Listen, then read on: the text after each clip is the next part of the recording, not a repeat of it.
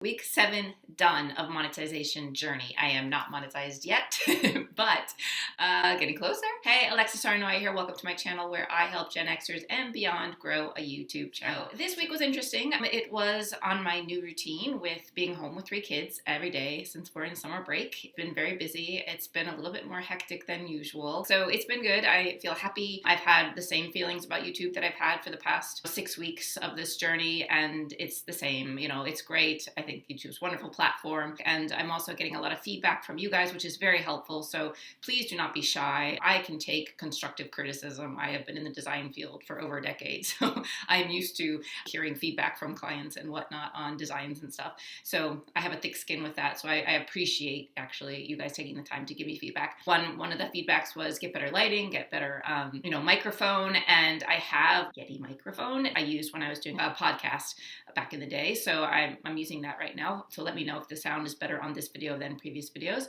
And I added another light. So there's a little bit more light going on here. Usually I just film in front of a window with the room light. So I'm trying an extra light. So you can let me know if you can see me better or if it looks better. Each week I'm trying to improve. And I think that's a big part of YouTube is being consistent, providing value, and continually striving to improve your videos each week. This week I did 3 videos and 2 shorts, but then I actually ended up adding on a video on Saturday. I kind of wanted to test Saturday's views just to see how many people are on Saturday checking out stuff.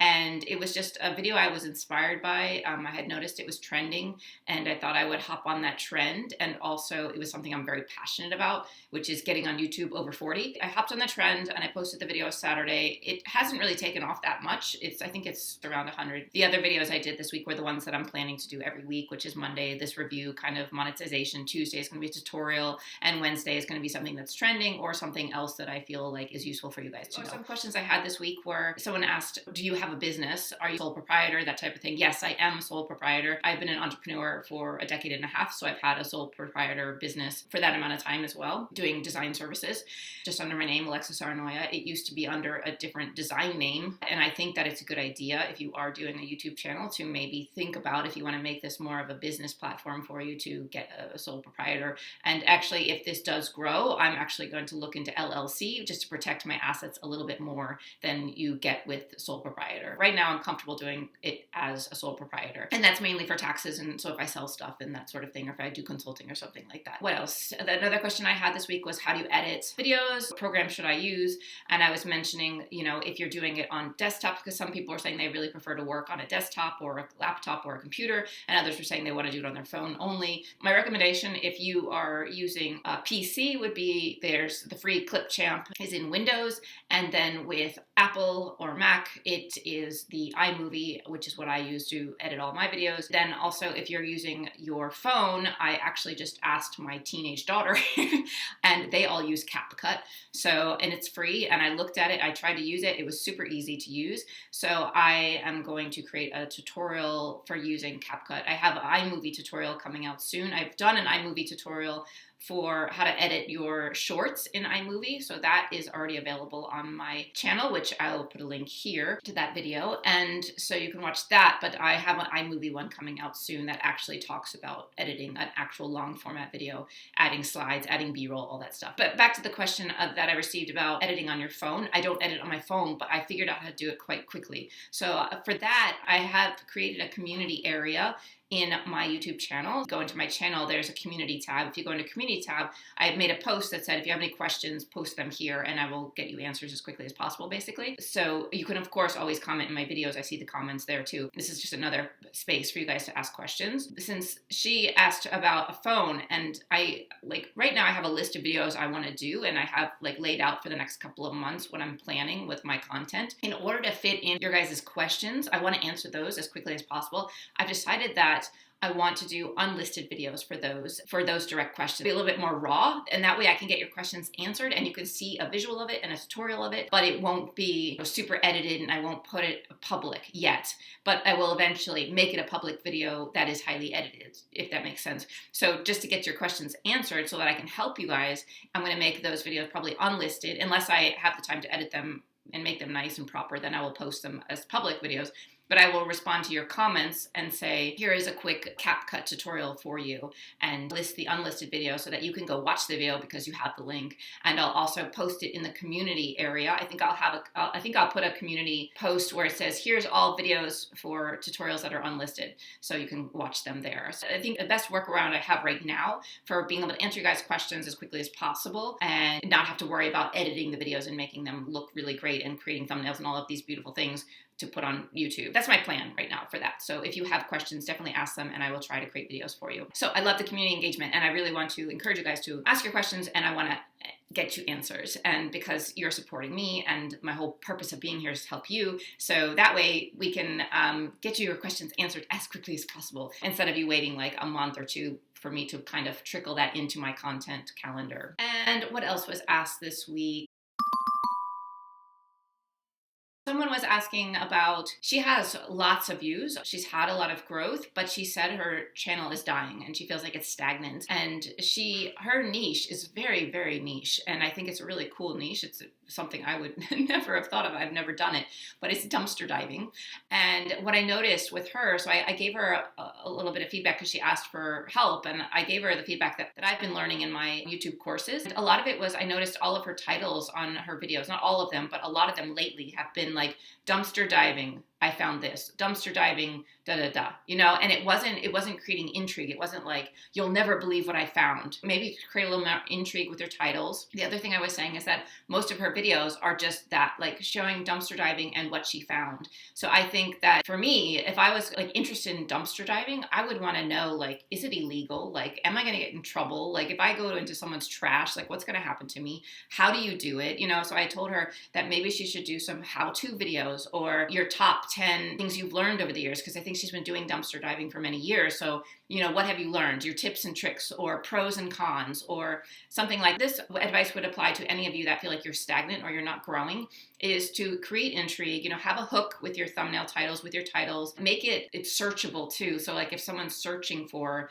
how to dumpster dive, your video, how to dumpster dive, will come up, So keep it, like, answer simple questions was another bit of advice I gave her. That's something I'm learning a lot, like answer simple questions. Those videos that you're answering simple questions might not get you, viral content, but it'll get you evergreen videos. So you'll constantly getting views on those videos, and it will be growing your channel, probably with subscribers from those evergreen videos. Oh yeah, another thing I said was her channel keywords and her description on her channel could be optimized for SEO. So her channel description it did say that she was doing dumpster diving and that she was sharing the experience, but it didn't have many keywords for, like, if I was searching for how to do dumpster diving, she would come up. So I was recommending that to her as well, so that the YouTube algorithm can find her channel and know what she's about. Even though her channel is very obvious what she's about, just little extra tweaks to kind of help get that growth going again. Hopefully some of those tips will help her, and hopefully just sharing them here will help you guys if you're feeling a little stuck or if your growth is kind of stagnant at the moment.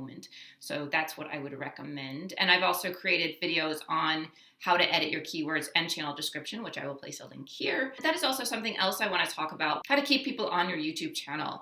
And I learned something this week that I think is really valuable, but I will talk about that when I go into my computer so I can actually show you what I'm talking about. But let's jump into the screen now. So the first thing I want to say before I jump into the statistics, so what I've learned this week is that it's really important to add end cards and cards to your videos, or end screens, so that people will stay on your channel and so that your videos will show up in suggested feed. I think this is really important. I want to show you a smaller channel. So this Life Behind the Reels is one of my subscribers, and I am also subscribed to his work. So let's say you watch this video, I want to see more of this guy's stuff, and then you go to the suggested feed over here, and none of his stuff is showing up. It's vidIQ, it's all these other people, and he's not in here.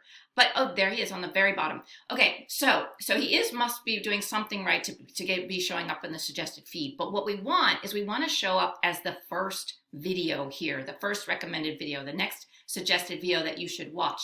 And the way that you start showing up here is if you create end cards and cards in your video. So though end cards and cards are like those things I just had in my videos where I pointed to the top and I said, if you want to learn more about this, I've created a video, watch this video. And then there's a little screen that pops up at the top, a little white card that pops up, right? So adding those in is really important. And then at the end of your video, you want to add in, let's see if he has an end card.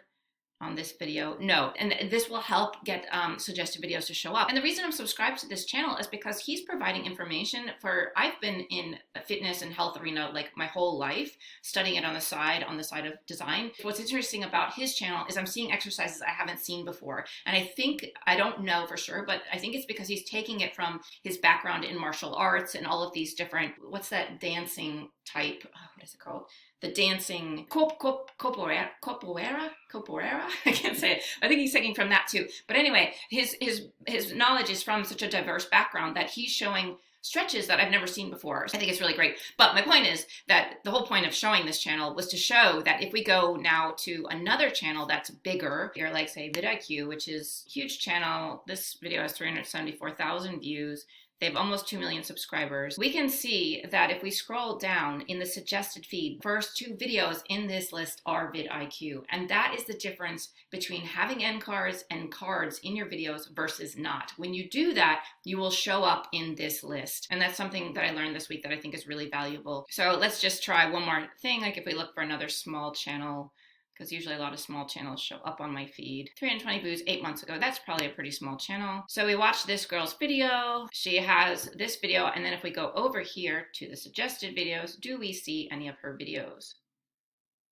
We do not. I don't see her name anywhere here. So I think this is a really awesome opportunity for smaller channels to grow their channel quickly and to also retain viewers on their site is by having your video show up and then suggested videos show up. And what you'll notice is after you watch the end of this video, it'll say up next. I'm going to cancel. It would have played any of these videos that are in this list right here. So the chances of it playing yours is much lower than if you add end cards or cards to your video. So I'm posting a video on that tomorrow. So here that is, I'm going to be posting that tomorrow as my Tuesday tutorial. So, oh, sorry, that's not tomorrow. That is next week. What analytics and to watch is tomorrow. So I think I'll actually post this one tomorrow. Let's go ahead and change that. This is, you can learn how to schedule things differently. So if I go into here, it's scheduled for next Tuesday. I'm going to make it this Tuesday's tutorial and then hit schedule. And then for this Tuesday's tutorial, I'm going to make this now next week's tutorial. So you will see that video tomorrow, and I think that will really help with getting people to see your videos up in suggested views more quickly. Okay, let's jump into the numbers for this week. So this week is week 7, and the numbers have gone down mostly for this week. To be honest, I'm not worried about it because I'm still getting subscribers. 33 subscribers for the week is awesome to me, and I'm happy with that. I'm just grateful that people are watching and that people are interested and the great community. So I'm having fun. I'm, trying to improve each week. So the numbers for me week to week don't really matter, but overall, if the average is continually going up, then I'm happy. I want to be completely transparent is that when I do the weekly reviews, starting from 2 days ago, back a week. So then I go back in and I edit later on the actual week from Sunday to Monday of the actual date. Because right now, if I go into my YouTube studio, I'll just show you custom, I can show you my computer, Monday the 8th, July 8th, and I can't even see the 7th or 8th yet. I can only see the 6th. So what I'm doing is I'm doing the 6th through the 30th, showing you that basically the last 7 days so you can see a week of review of my stuff. But in reality, I go back in and I change these numbers to be the actual week that I worked that YouTube channel. And so they do change slightly. It's not much, like, the subscribers usually goes up to like 35 from 33, or this was 39 and now it's 41. So the changes are very minimal, but I just wanted to show you that or tell you that. So if you are looking at week to week and you're comparing the numbers, you're like, wait, the numbers are different than they were last week. That is why, because I am actually putting in the appropriate week once I have that data. I just don't have that data on Monday, which is when I'm recording this. So this is what happened this week: 1,600 views, 66 basically watch time hours, 2.29 was my average view duration, click-through rate was 2.8, subscribers 33, traffic source from browse was 37% basically, and 23,000 impressions. Then if we look at the type of ways I'm being searched for or found on YouTube, for this week, the browse is down. And like I mentioned before, whenever browse is up, I do really well. So browse is down to 37% basically. Channel page is 8.3%. YouTube search is 2.1. So that's gone up this week from 0 for the past few weeks. Other features is down to 0. External was 5.9%, so coming from other sites. So that keeps increasing, and I'm not advertising anywhere else, so that's interesting and good. Other is 11.8. Suggested video is 8.3. This is increasing, which is great, and I think it's increasing because I have started adding lots more cards and end cards to my videos, and also probably strategic with keywords. Shorts feed was 32%, so it's pretty much staying the same. I'm only doing 2 shorts a week. But let's go ahead and show you the same data in YouTube Studio in analytics. So last 7 days, we can see, so you can see 1,600 views, 66 basically watch time hours, 33 subscribers. We can go to the content. With the content, you can see new viewers are 422 were viewing my videos, shorts 521. Returning viewers is 130, which is fantastic, and shorts 73. So there's actually returning viewers to my shorts too, which is really exciting. Videos gained me 26 subscribers, and shorts gained me 2 subscribers this week. Videos had 922 views, so 58% of my views are coming from videos, long format videos, and then 42% is coming from shorts. I published 4 videos this week and 2 shorts. You can see, which I've already said here again, and then the browse and how my traffic is coming. I can show you shorts this week. I did shorts that I wasn't very passionate about the shorts, so I just want to see how they actually did. This was a new one, so 431, and metrics you need to know, which is kind of a boring topic for shorts, so it only got 153, and I had a feeling it wouldn't really do so well, but this is just for the week, and 431, so most of my shorts are getting around 400, 500 views in the week that they are posted, but this one did worse, and I think it's because the title is quite boring. No one, metrics you need to know, who cares, you know. Like, I feel like it's not very exciting for shorts. So yeah, and you can see these are lower numbers because it's just for the week. If we change it to 30 days, then you'll understand that most of these have gotten in the 400, 500 range for shorts. So I still recommend doing shorts if you have the bandwidth to do so. And then audience, I think is interesting. My audience is coming from mostly US, UK, Canada, and then also sprinkled around in different countries. But I wanted to show you geography to show where people are coming from in the world, which helps you also to plan with when you post your content, because you want to post it when people are awake in the areas that you are attracting the most viewers from. So for me, it's mostly United States. It's 36% is United States, Canada, and United Kingdom. If I post, you know, like Eastern Standard Time, that's kind of a good time to post in the afternoon there because it's nighttime here. It's about 8 p.m. here. If I post like 1 o'clock US Eastern Standard Time, so that is capturing both the US and the United Kingdom subscribers and viewers. And then if I want to look at viewers' age, because I'm interested in helping Gen Xers and now also Gen Y, because I'm realizing that I'm in between those generations basically, I can see that I am capturing that area of the market pretty successfully, at least this week. So that's really great. That's my statistics for this week, and hopefully it's helpful for you. And I definitely recommend, you know, getting those cards in there, the end cards, which I will be posting tomorrow, a video on how to do that. And also you add in cards pretty much the same way as you add in end cards. It's in the same screen. I don't talk about it in that video, but maybe I should make a cards video as well. But it's basically where you add end cards and where you add subtitles to your videos. Just click on add cards, and then you can choose, go into the timeline and choose where you want to add a card and put the cursor there, the timeline cursor, and then you go up and you add either a playlist or you add a video. And I definitely recommend actually adding a playlist somewhere in your video, whether it's a card or an end card, because if someone clicks on a playlist, that's golden, because then they're in your playlist and they're just watching your videos after another. And even if they like walk away from the screen, it'll just automatically play your next video. So that will really help with watch time and retention, and YouTube will notice that in the algorithm. It's all good things. So I definitely recommend maybe putting a playlist as one of your options on your videos to click on for the next video. Thanks for watching, guys. I hope this was helpful. As always, if you have any questions, let me know. See you next week.